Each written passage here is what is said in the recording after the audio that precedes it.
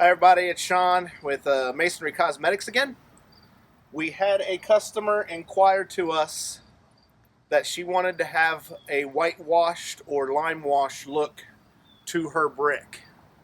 A lot of times this is something that happens with paint and things like that as well, where they'll try to paint it but it's got like a multi-varied colored look to it, and the problem is that stuff won't last. In this instance right here, we took some brick that we had here in our lab, and we come across and we actually added that lime wash or whitewash look to it. Our product is perfect for stuff like this. Now that it looks aged and it looks weathered and it looks more like the homeowner actually kind of wants it to look. So we're going to send her these pictures, but we thought we would shoot a little video for you today showing you how even you at home would be able to apply this product and give it a lime wash or whitewash look to it for your own house. So we'll get started with a little bit of a demonstration here. I've already got the mix that we come up with lined up, but as you can see, we've done some full-length brick here, and then I've actually taken a sponge and I've come across the whole brick on some sponges, on some application, and in other brick I only did part of the brick in the application process here, to where some of that background color will show through.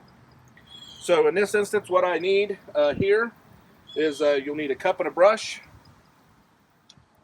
which I've got my mix here, and you'll need a sponge. And again, when I use a sponge, I like to use the cleaning sponges. Nothing really soft or anything like that. I prefer something that's thin and I can hold in my hand really easy. And this is a really actually a pretty decent sponge to work with. If I want to do a full length one, again, I have a 1-inch brush here. You can definitely use a 2-inch brush as well. But all I'm going to do is come across once, and I'll come across twice.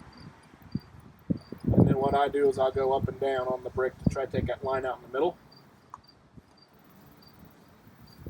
And again, you could definitely use a 2-inch brush as well.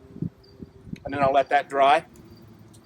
If I want this multi-varied colored look, I'm going to take the sponge, I'm going to dip it in, and I'm only going to dip part of it in, like the top half of the sponge is all that's wet.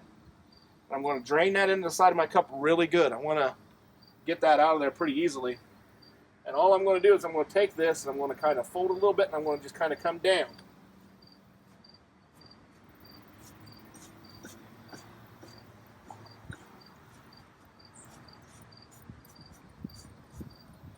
And then if you want one that's kind of like a partial one, you can come down some, little swatches, and then big swatches on the other side.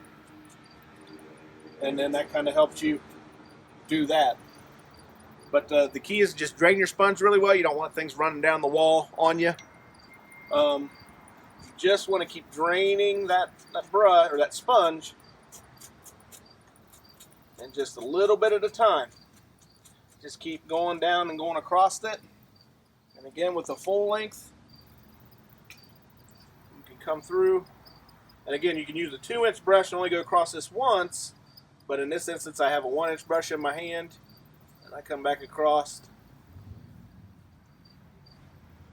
Do it that way. So you want to keep that cup stirred up really well. You want to make sure all your pigment's suspended. And then dip your sponge in there. Again, I want you to drain it really, really good, so it's not running everywhere. And then, like I say, for me, the natural look is to go up and down.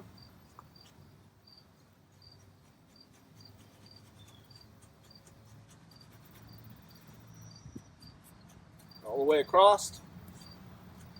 And then, like I say, once that dries, then you're going to have that multi-varied look to it. So it's a great way to get that look that you're looking for, old rustic kind of a look to it.